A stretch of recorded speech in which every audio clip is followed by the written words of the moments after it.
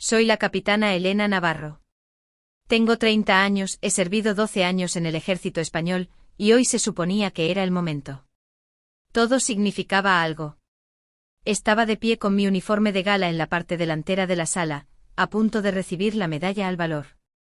A mi alrededor, el silencio era respetuoso, casi sagrado, excepto en la tercera fila, donde mi padre se reclinó y murmuró lo suficientemente alto para que todos los que estaban cerca lo oyeran: ella no se la ganó. Solo tuvo suerte. Las palabras me golpearon más fuerte que la metralla.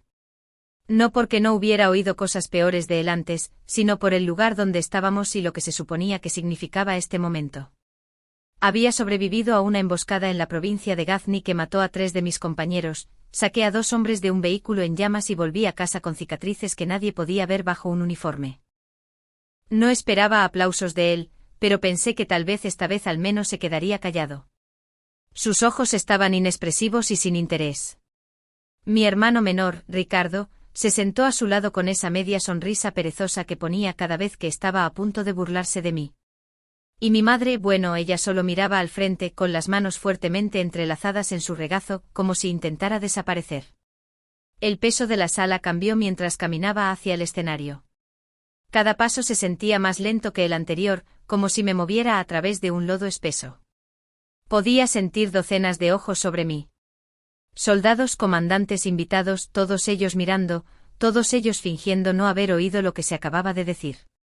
Pero yo lo oí, y sabía exactamente lo que significaba. Significaba que nada de lo que hiciera, ninguna medalla, ningún sacrificio, ningún uniforme, sería suficiente para ellos. Había cargado con sus problemas durante años, pagado sus facturas, resuelto sus errores, y aún así aquí estaba, de pie en el centro de atención más brillante de mi vida con sus sombras a mi espalda. Tragué saliva con dificultad y seguí caminando. El general esperaba con la medalla en la mano. Mis botas golpearon el borde de la plataforma. Mi corazón golpeó algo mucho más profundo. Pensaron que podían quitarme este momento. Pensaron que una burla podría borrar todo lo anterior. Pero yo sabía lo que había hecho. Sabía a quién había salvado. Y nadie, ni siquiera mi padre, iba a reescribir eso. Antes de llevar un uniforme, llevaba la responsabilidad como una armadura.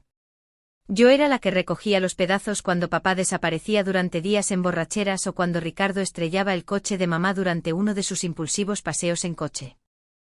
Mi infancia no estuvo marcada por cumpleaños o cenas familiares, sino por facturas impagadas, silencios tensos y la sensación constante de que todo podría derrumbarse en cualquier momento si yo no lo mantenía unido.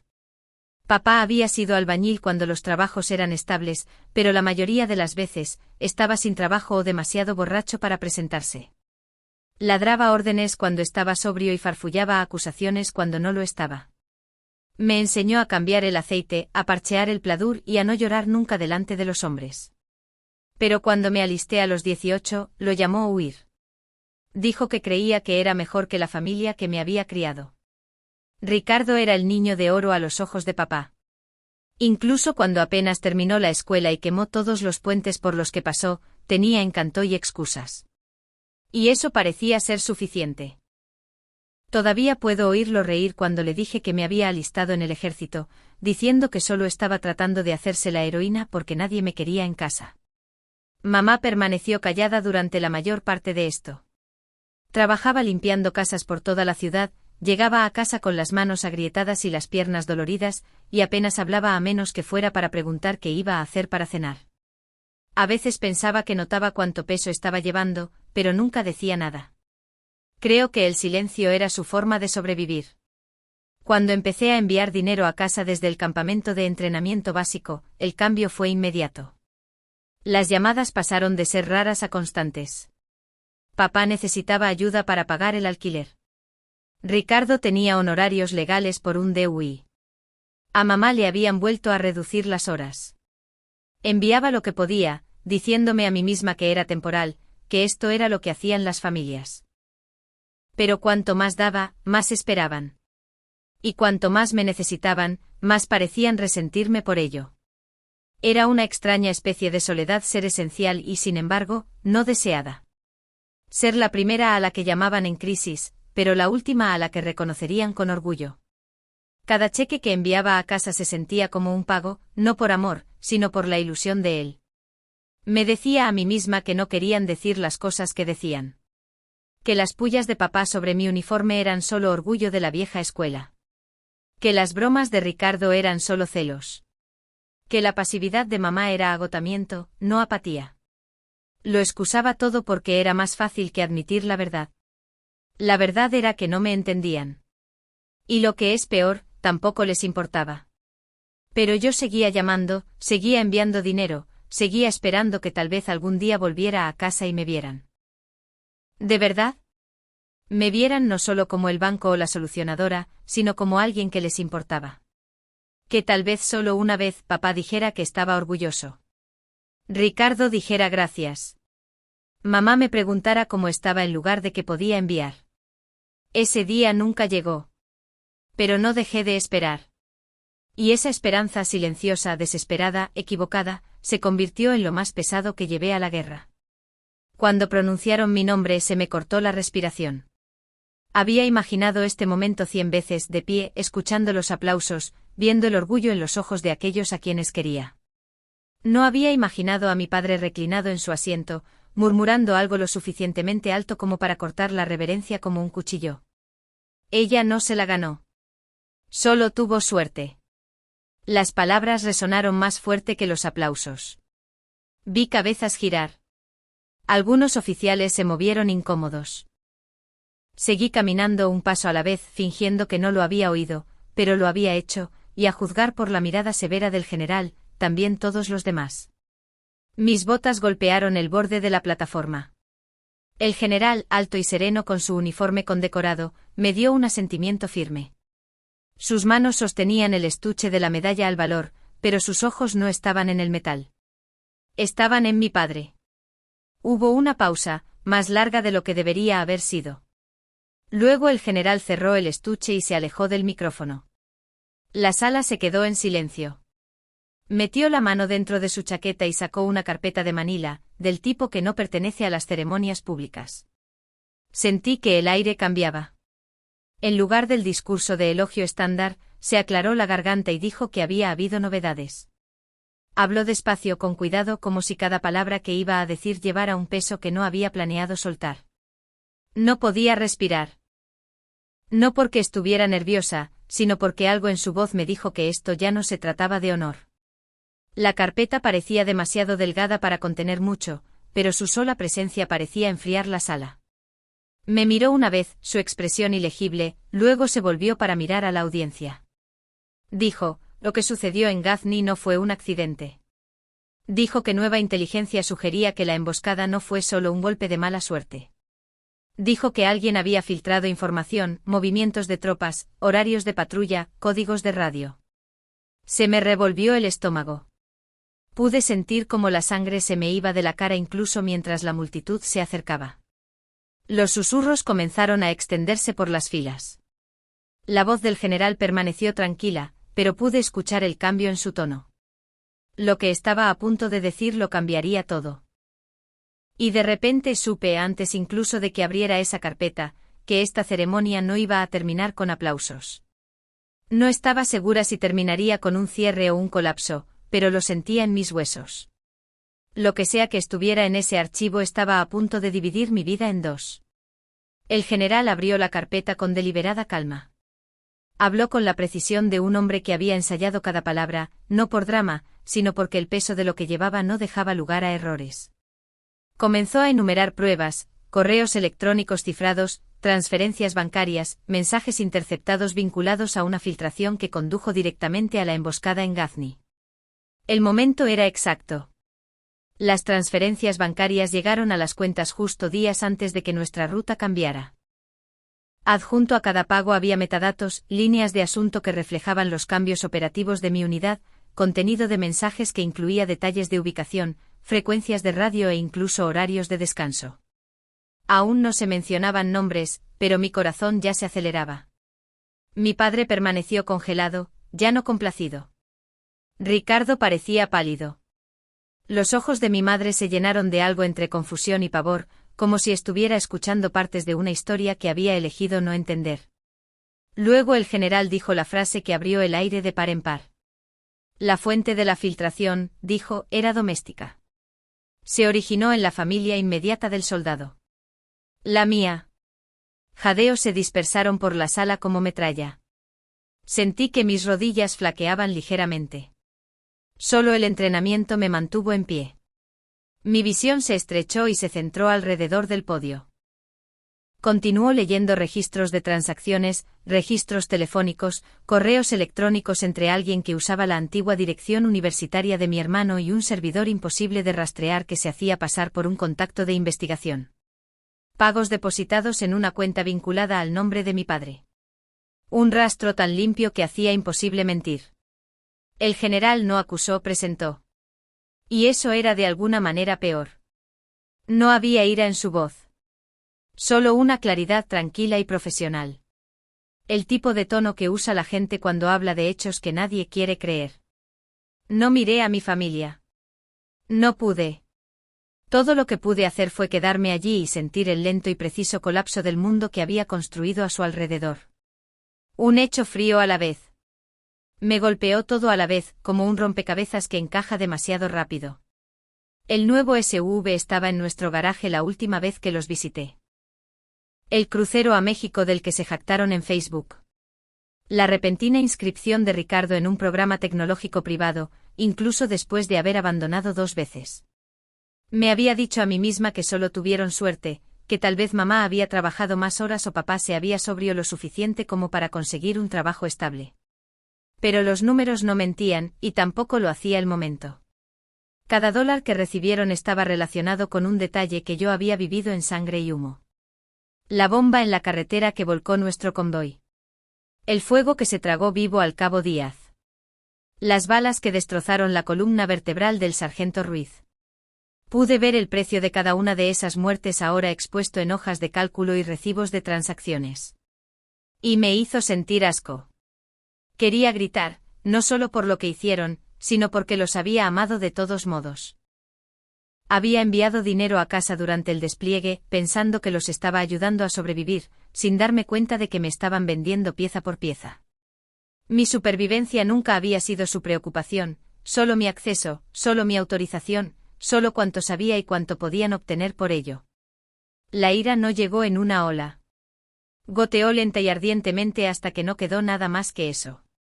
Cada llamada telefónica que respondí. Cada día festivo que pasé sola porque dijeron que estaban demasiado ocupados. Cada momento en que me decía a mí misma que cambiarían si solo hacía más. Nunca estuvieron orgullosos de mí. Se estaban alimentando de mí.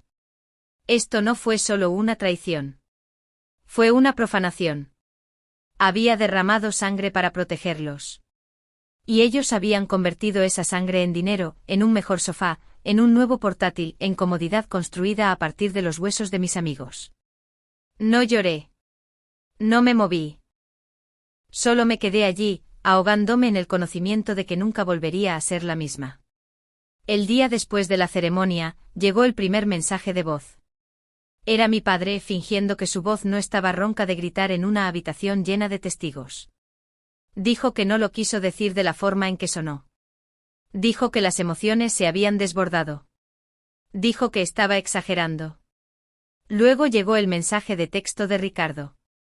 Solo una línea, somos familia, Elena. No exageres esto.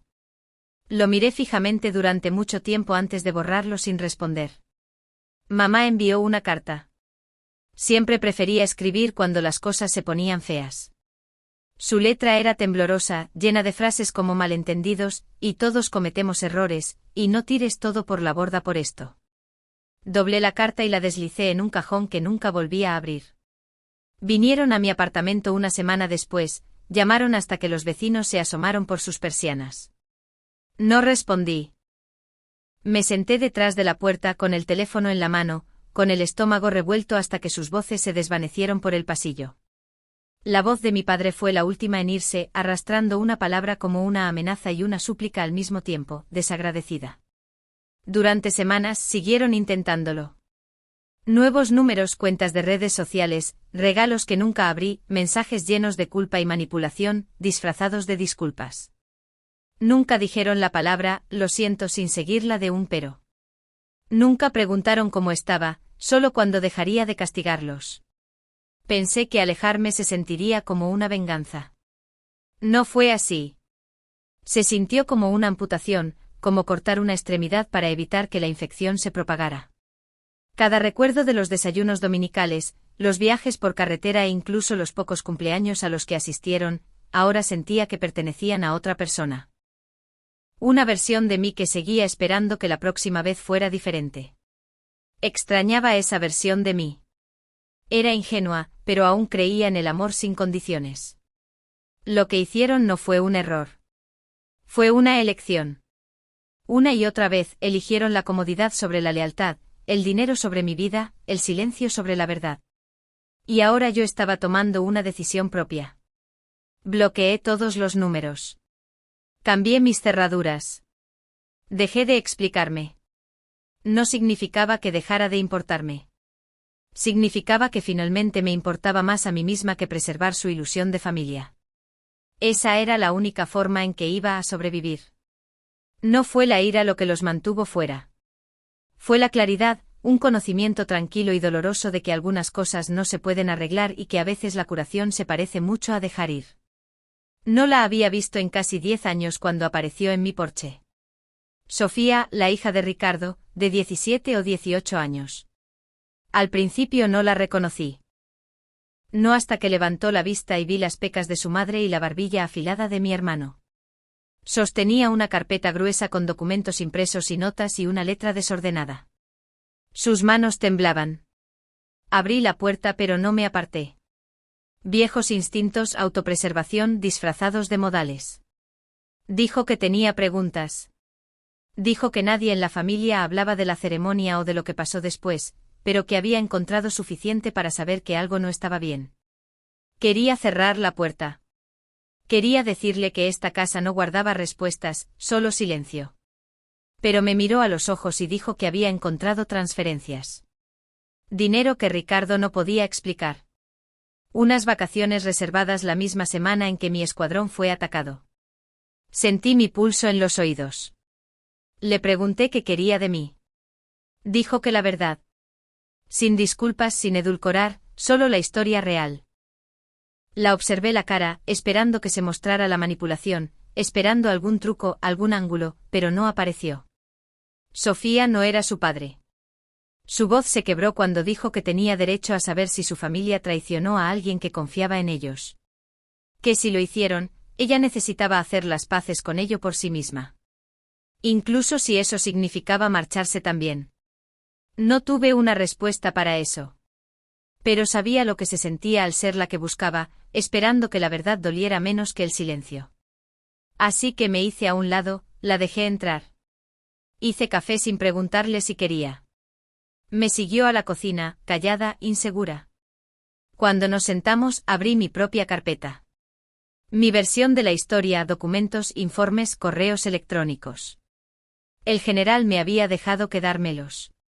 Se los deslicé por la mesa, una página a la vez.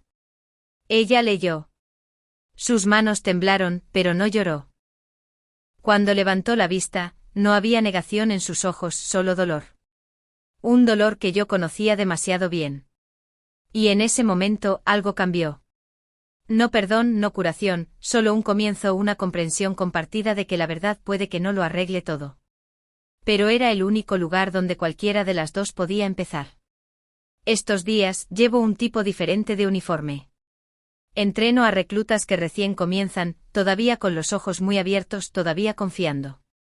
Les enseño cómo manejar la inteligencia, cómo leer el terreno, cómo saber cuando algo no se siente bien, no solo en combate, sino en las personas más cercanas a ellos. Les cuento mi historia, no para asustarlos, sino para mostrarles que la traición no tiene por qué destruirte. Que la supervivencia no se trata solo de esquivar balas. A veces se trata de trazar la línea entre quienes te criaron y en quien eliges convertirte. La medalla cuelga en mi oficina, no como un trofeo, sino como un recordatorio de fuego y fracaso, de las personas que perdí y de los pedazos de mí misma que tuve que reconstruir. Ya no significa dolor. Significa que superé algo que pretendía destruirme. Y salí más fuerte. Ahora tengo una familia. No la que nací, sino la que encontré. Hermanos y hermanas de armas que nunca me venderían, nunca medirían mi valor en dólares. Nos apoyamos mutuamente. Decimos verdades duras. Nos quedamos cuando las cosas se ponen feas. Todavía hay días en que el silencio se cuela. Cuando la memoria me arrastra como la gravedad, pero he aprendido a no confundir lealtad con obligación, amor con deuda, supervivencia con rendición.